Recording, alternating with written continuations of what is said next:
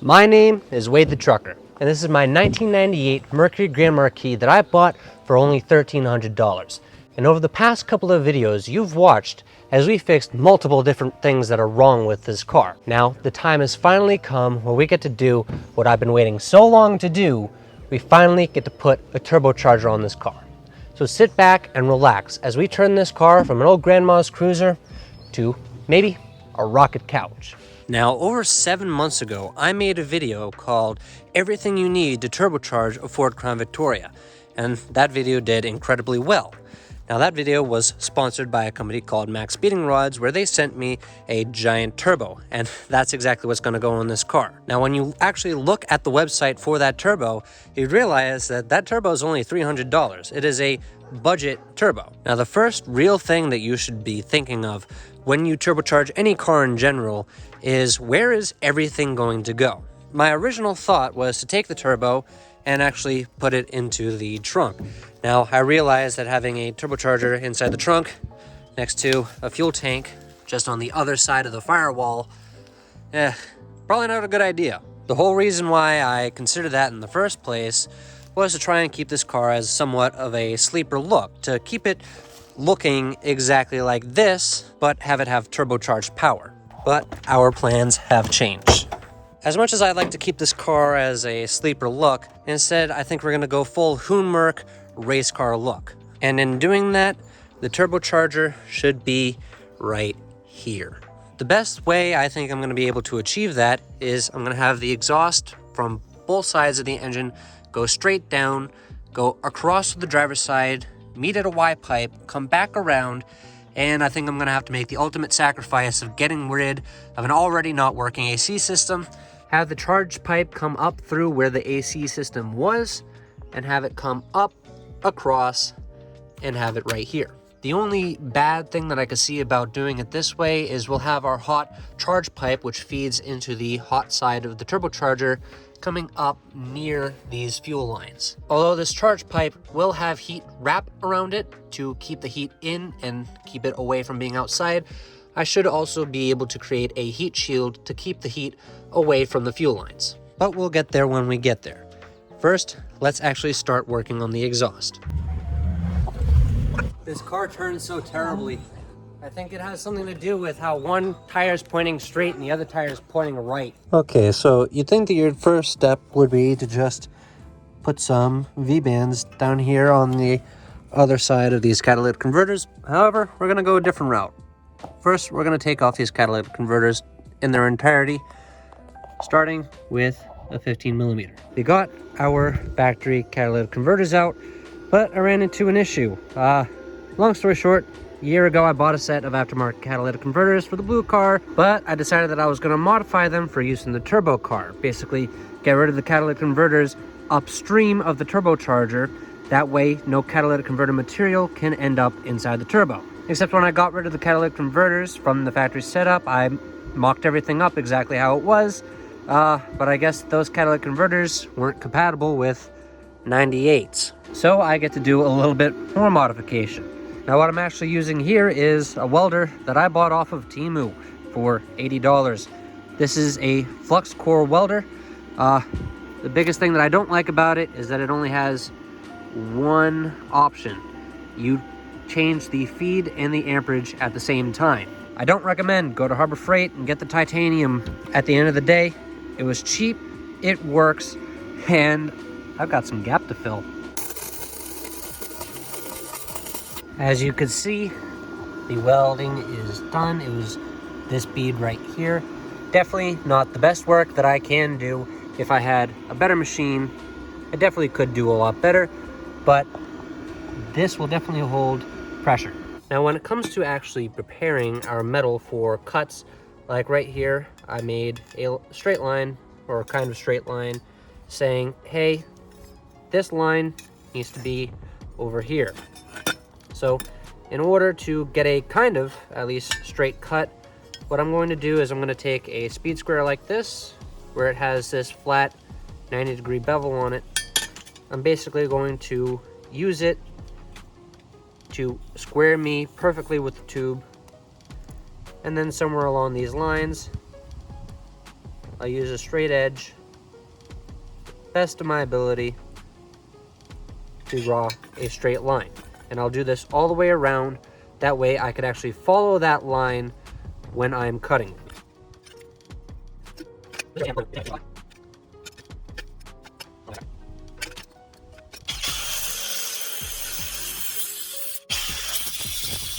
Now we are going to go through the process of deburring.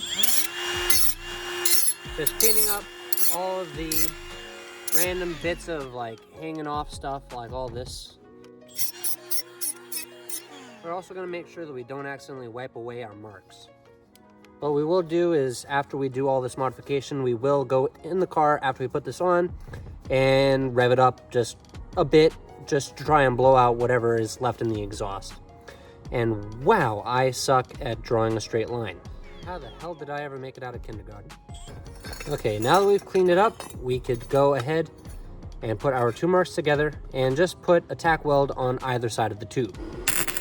Turn your welding helmet out of grind mode. Whoa, we've got a gap. Oh god, that's a terrible gap. Okay, that's gonna put my welding skills to test. Basically, what I'm doing when I'm filling in this big of a gap is, instead of going around in circles like I normally would, I'm basically just making moon shapes. Or C shapes.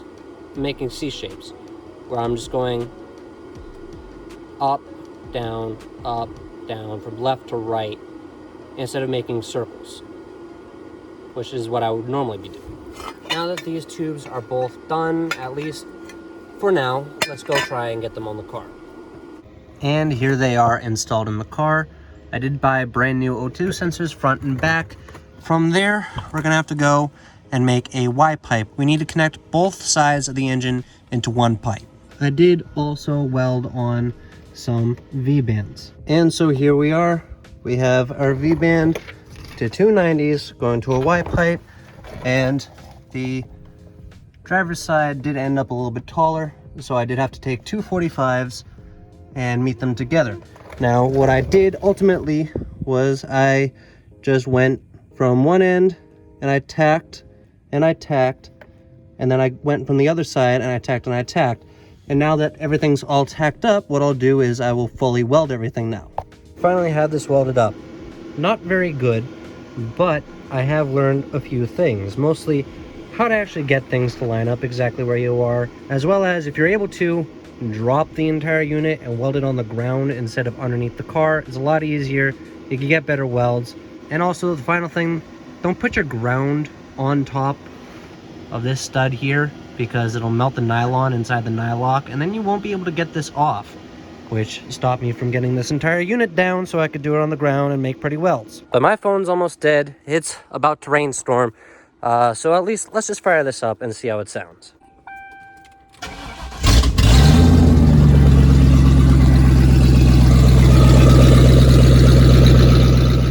Now we have arrived at the shop, and here's something that I like to do next. Now, we did end off with the exhaust exactly where it was the other day. Now we need to go through the process to get the exhaust up and over here. Now, in order to do that, we're going to have to remove the AC system and hard lines. As well, we're going to have to remove the entire climate control box right here.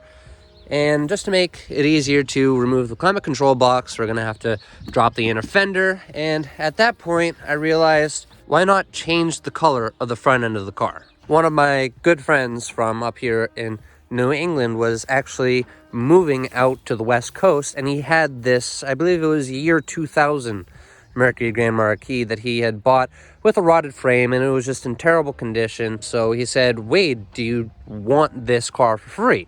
Well, I said, yes, of course. I took the car. I basically sent it straight to one of our sponsors, Gene Guys. They use Auto Parts facility, and they gave me this front end for free. But for the time being, I'm waiting for help to arrive.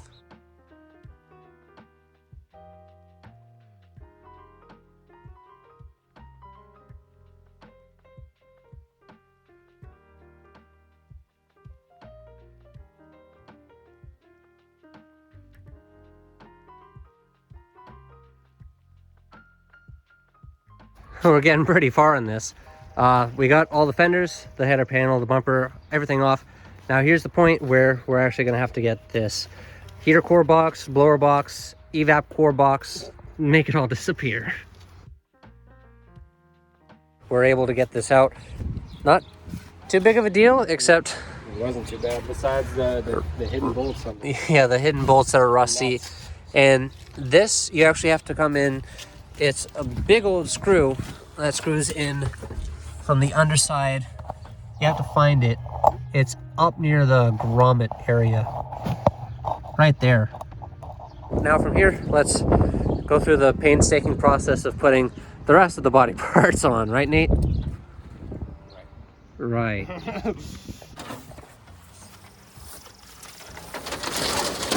Yeah, they were all oh, I just watched them. That is all of them. Jay, you gave me a car with an acorn problem. Oh! Here's a couple photos of us putting the body back together because I'm the big dumb and forgot to record.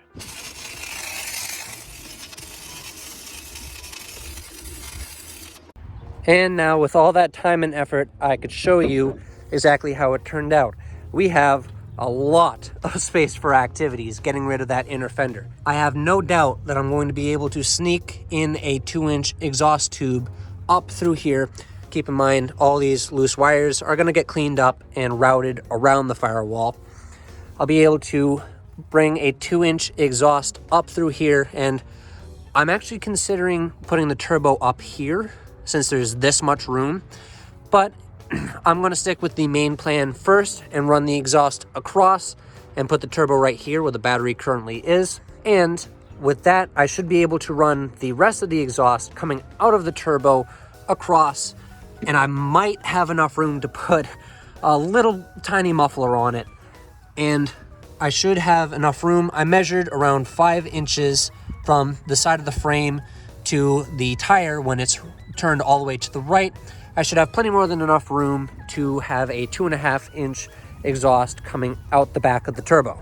I did have to make some brackets to hold up our power distribution box as well as our relay boxes. This is for the starting system. What I also ended up doing was there's a hole in the firewall right here. I took some metal flashing and some quickset RTV and just put it up against it, but it is peeling off the back already. I did go for quite a bit of a drive.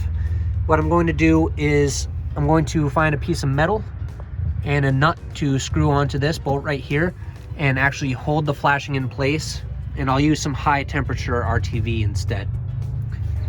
And the wiring harness for all of the AC and heat, blower motor, all that, all basically fit perfectly inside where the feed for the blower motor would be. Now there is a blend door that actually sits in here. So what I did is on the inside, I basically took the rod that actuates the blend door, I took it off. That way, this blend door, no matter what, it's gonna stay shut and it's not gonna cause any issues with those wiring harnesses. Definitely like to give a big thanks to Nate for coming out and doing this. Definitely would not have gotten all of this done by myself today. This thing looks killer, but we gotta get to work on this turbo. Well, it's been 4 weeks now at this point. I have a very long mustache now, and the car has ended up inside the garage where we could finally finish putting the turbo on this car. Now, I took off this entire week to put this all together with hopes of getting this car to my local Cars and Coffee meet this Saturday. I don't really expect that to happen, but if it does, that would be pretty nice. Off camera, I did do a battery relocation, which did clear up a lot of the lines that would be in our way. So the next step at this point is to get the exhaust up through there.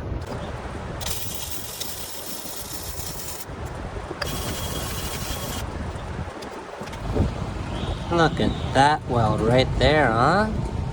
It's like I'm getting halfway good at it, maybe, sort of, kind of. All right. Take 2.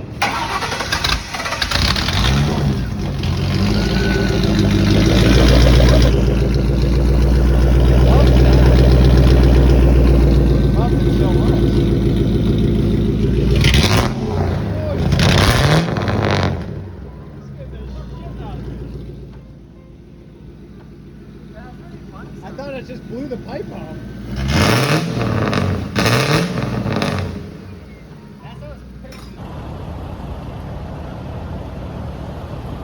Well, things have escalated pretty quickly. I have officially gotten the exhaust, which is still hot to the touch, beside the firewall and next to the frame. We have run into a slight issue. Something that I hear so often. It's too big. The turbo is way too big for the area. I've never heard someone say that. You want to say that again? I didn't say that. Originally the plan was to go in here, but like I said, the turbo is way too big. So, we go up. Up. You gotta touch the very top, right? Or in the trunk. But that means that our fancy hood that Jay gave us is gonna have to get cut up eventually. And I've got a bunch of other figuring out that I have to do, and I'm gonna have to sleep on it tonight. My hope of getting it done by Friday and being able to get to the car meet on Saturday, probably not gonna happen, but I'll do my best. Maybe Nate might be able to fill in some overtime after work every day. Every day until 7 o'clock. Every day? Yeah. We'll Yeah. Maybe. Maybe. I do have my own problems.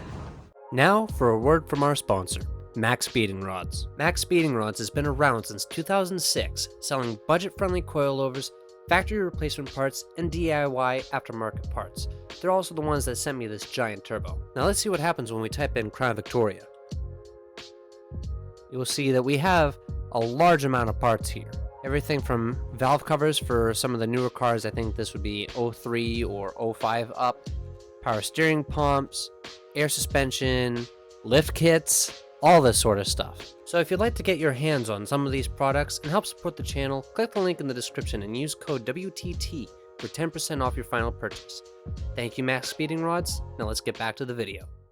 So I kicked some more time in off camera working on the car, and I was able to get the turbo mounted and fully supported and hooked up. However, now because the placement of the turbo has changed, I have to rethink of the oil system. Originally, when this turbocharger was going to go in the trunk, I was planning on running a closed loop system. And then I decided that with the turbo down there, I'd just run it off of the engine oil. All I would have needed was some sort of a pump to pump oil back up into the engine. And the way that it would have done that would be by having a fitting put onto the valve cover somewhere over here to let the oil return into the engine. You would have pressure coming in the top of the turbo and basically the drain coming out of the bottom of the turbo. And the drained oil would end up inside the valve cover right here with the fitting. And I've run into an issue, seeing as though there's a bunch of stuff which can get moved out of the way, but some of these heads on the valve cover are completely stripped. So I might end up going back to a closed loop system, basically by having a reservoir somewhere inside this fender and a pump pumping oil up into the feed and have it gravity drain back into whatever reservoir I have. But it's 96 degrees out. I have to rethink a lot of things. So I think that this is going to be the end of today's video. I'll just take the car apart as it is to where, you know, nothing's gonna get stolen, and then I'll just put it back into the field. Luckily enough, I haven't taken anything apart to the point where this car wouldn't be able to run. So I think at this point, I'm just going to call it quits. So thank you guys so much for watching. It's been a pleasure, and I can't wait to see you on the next video where we get this car running. Hopefully.